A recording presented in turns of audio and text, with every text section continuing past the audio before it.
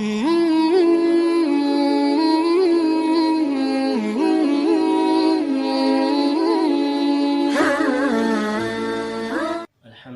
رب العالمین والصلاة والسلام علی اشرف الانبیاء والمرسلین وعلی آلہ واصحابہ اجمعین، اما بعد فاعوذ باللہ من الشیطان الرجیم، بسم اللہ الرحمن الرحیم، ان الدین عند اللہ الاسلام، صدق اللہ العظیم۔ محترم ناظرین، تعلیم اسلام میڈیا کے نام سے ایک نئے یوٹیوب چینل کا آغاز کیا جا رہا ہے، اور یہ اس چینل کی پہلی ویڈیو ہے۔ اس میں چینل کے حوالے سے دو باتیں عرض کی جائیں گی۔ پہلی بات کہ چینل کیوں بنایا، اور دوسری بات کہ اس چینل پر کیا بتایا اور کیا سکھایا جائے گا۔ تو پہلی بات کا جواب یہ ہے کہ چینل اس لیے بنایا گیا ہے تاکہ اس کے ذریعے سے دین کی تعلیم اور نشر و اشاعت کی جائے، اور اس کے لیے سوشل میڈیا کے اس پلیٹ فارم کو اس لیے اختیار کیا گیا ہے کہ دور جدید کو سوشل میڈیا کا دور کہا جاتا ہے، اور آج سوشل میڈیا کی اہمیت سے انکار نہیں کیا جا سکتا۔ بیک وقت ہزاروں لاکھوں بلکہ کروڑوں انسانوں تک اپنی بات پہنچانے کا یہ تیز ترین اور مؤثر ترین ذریعہ ہے، لہٰذا اس تیز ترین اور مؤثر ترین ذریعے کو دین کی تعلیم اور دین کی نشر و اشاعت کے لیے استعمال کرنا یہ دین اور وقت کا تقاضا ہے۔ چنانچہ ہندوستان کے نامور عالم دین مولانا خالد سیف اللہ رحمانی نے اپنے ایک مضمون میں لکھا ہے کہ جب کوئی دعوت عمومی ہو اور کوئی مشن عمومی ہو تو اس کے لیے ایسا ذریعہ اختیار کرنا جو تھوڑے سے وقت میں زیادہ سے زیادہ لوگوں تک پہنچائے، اس کو اختیار کرنا رسول اللہ صلی اللہ علیہ وسلم کی سنت ہے۔ مکہ میں یہ طریقہ چلا آ رہا تھا، جب تمام مکہ والوں کو کوئی اہم خبر بتانی ہوتی تو ایک آدمی صفا پہاڑی پر چڑھ کر اعلان کرتا، جب لوگ جمع ہو جاتے تو وہ اپنی بات کہتا۔ رسول اللہ صلی اللہ علیہ وسلم کو بھی جب نبوت سے سرفراز کیا گیا تو آپ نے اہل مکہ تک توحید کا پیغام پہنچانے کے لیے اسی پلیٹ فارم کو اختیار کیا اور صفا پہاڑی پر چڑھ کر اپنی نبوت کا اعلان کیا۔ اسی طرح اگر پورے جزیرہ عرب تک اگر اپنی بات پہنچانی ہوتی تو اس کا ذریعہ مکہ مکرمہ میں ہونے والے حج کا اجتماع اور اسی طرح تجارتی اجتماعات تھے، اور اس کے علاوہ اوقاز اور ذوال مجاز کے میلے لگا کرتے تھے۔ ان اجتماعات میں کہیں بھی بات کی گونج پورے عرب میں سنائی دیتی تھی، اور اس وقت پورے عرب تک اپنی بات کو پہنچانے کا اس سے مؤثر ذریعہ کوئی اور نہیں تھا۔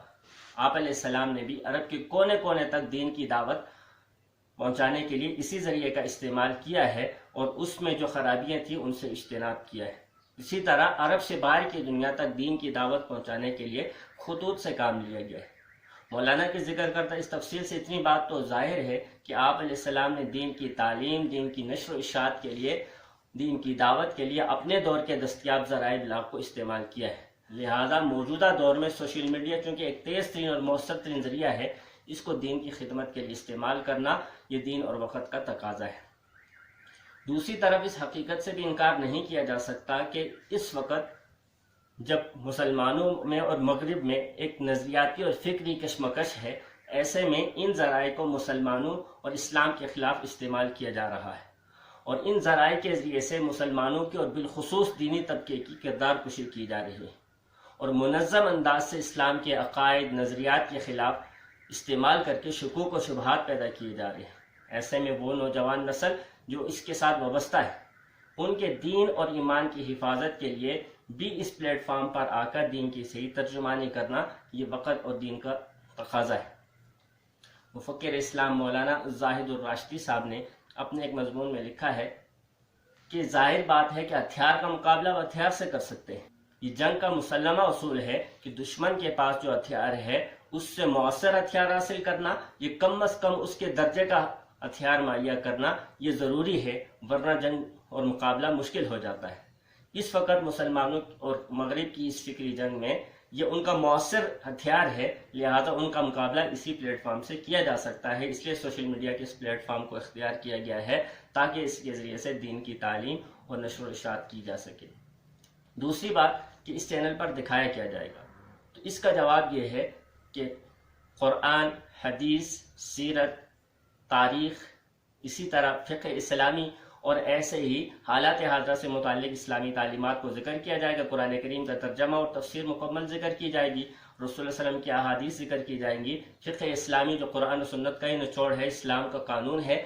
اس کے بنیادی مسائل کو ذکر کیا جائے گا جن کی ضرورت روزمرہ بنیاد پر ایک مسلمان کو پیش آتی رہتی ہے۔ ایسے نبی علیہ السلام کی سیرت اور آپ علیہ السلام کی مقدس جماعت صحابہ کی سیرت اور کردار کو بھی بیان کیا جائے گا، اور اس کے ساتھ ساتھ ہی تاریخ اسلام کو بیان کیا جائے گا۔ آج کی ہماری نئی نسل اپنی تاریخ سے ناواقف ہونے کی وجہ سے احساس کمتری کا شکار ہے، تو ضرورت اس امر کی ہے کہ ان کو اپنی تاریخ سے آگاہ کیا جائے۔ اسی طرح حالات حاضرہ سے متعلق دینی آگاہی اور دینی معلومات کو پیش کیا جائے گا، اور خاص طور سے قرآن، حدیث، فقہ، سیرت، تاریخ پر مستشرقین نے اور نام نہاد روشن خیال طبقے نے جو اعتراضات اور جو سوالات اٹھائے ہیں ان کے جوابات دیے جائیں گے۔ یہ ہے دوسری بات کا جواب کہ اس پر کیا دکھایا جائے گا اور کیا سکھایا جائے گا۔